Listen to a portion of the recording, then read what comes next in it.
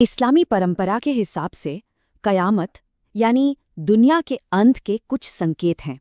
आज हम ऐसे ही एक बहुत ही दिलचस्प संकेत की बात करने वाले हैं, झूठे नबियों का उठ खड़ा होना।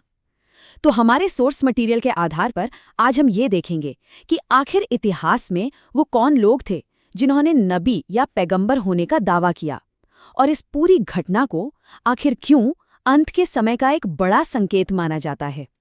तो चलिए इसी में थोड़ा और गहरा उतरते हैं। अच्छा, तो इस पूरे टॉपिक को समझने के लिए हमने इसे 6 हिस्सों में बांटा है। सबसे पहले हम उस भविष्यवाणी को देखेंगे जिसमें ऐसे धोखेबाजों की बात की गई है। फिर इतिहास में चलेंगे और कुछ शुरुआती दावेदारों पर नजर डालेंगे। इसके बाद हम 2 बहुत ही अहम केस स्टडीज देखेंगे, एक बाब की और दूसरी मिर्जा गुलाम अहमद की।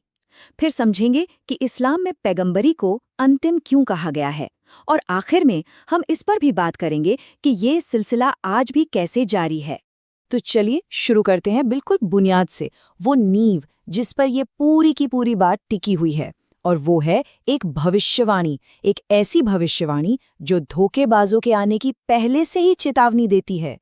तो देखिए, इस पूरी चर्चा के सेंटर में एक हदीस है, और वो कहती है कि कयामत तब तक नहीं आएगी जब तक कि करीब करीब 30 बड़े झूठे यानी दज्जाल सामने ना आ जाएं और उनमें से हर कोई ये दावा करने लगे कि वो अल्लाह का रसूल है।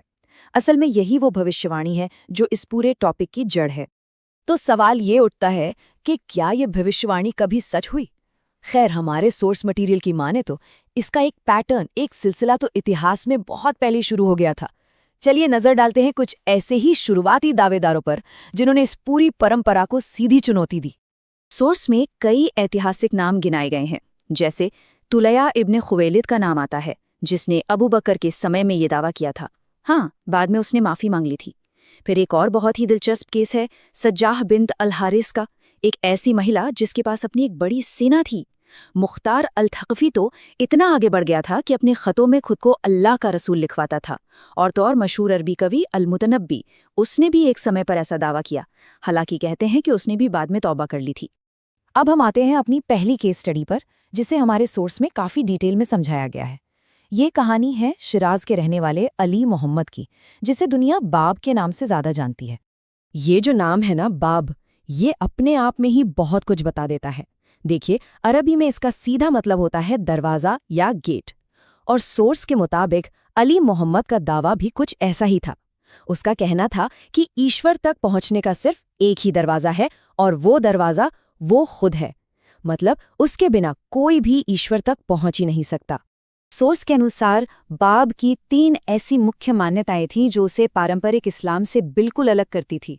पहली, उसका ये मानना था कि ईश्वर कहीं दूर आसमान में नहीं बल्कि हर इंसान के अंदर ही मौजूद है। दूसरी, उसने ये दावा कर दिया कि उसकी जो अपनी किताब है वो कुरान से भी बेहतर है। और तीसरी, उसने क़यामत, या जिसे हम पुनरुत्थान कहते हैं, उसका पूरा मतलब ही बदल दिया। उसके हिसाब से क़यामत का मतलब था पाप की जिंदगी छोड़कर अच्छाई के रास्ते पर आ जाना। सोर्स बताता है कि उसके दावों का ये जो सफ़र था, ये 1260 हिजरी में शुरू हुआ।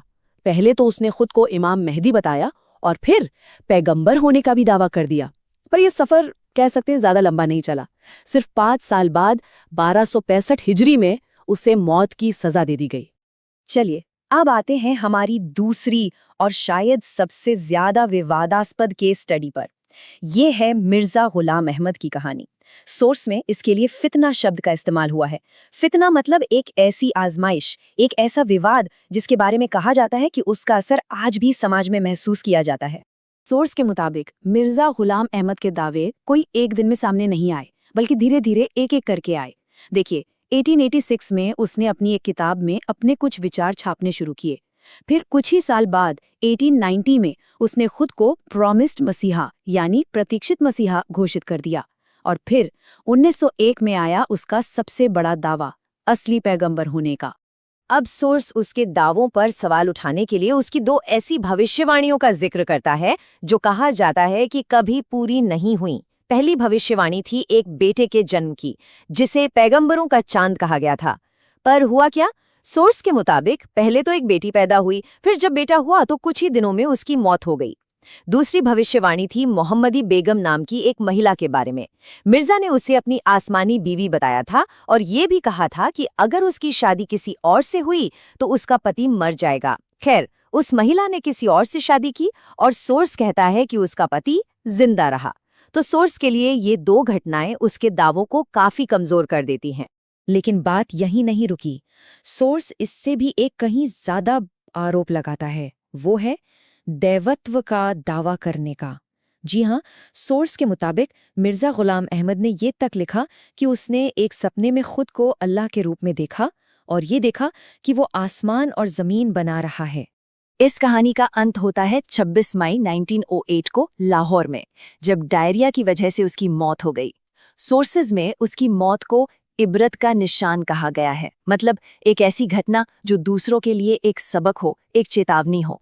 तो हमने ये सारे दावे देखे, ये केस स्टडीज देखी, लेकिन इन सब को ठीक से समझने के लिए हमें उस एक इस्लामी सिद्धांत को समझना होगा जो सोर्स के पूरे तर्क का सेंटर पॉइंट है।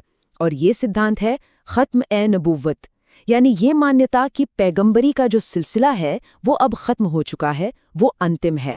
अब इस सिद्धांत का जो सबसे बड़ा प्रमाण है वो सोर्स कुरान से देता है, खास तौर पर सूरह अल अहज़ाब की आयत नंबर 40, जिसमें साफ साफ कहा गया है, मोहम्मद तुम्हारे मर्दों में से किसी के पिता नहीं हैं, बल्कि वो अल्लाह के रसूल हैं और नबियों के सिलसिले को ख़त्म करने वाले हैं।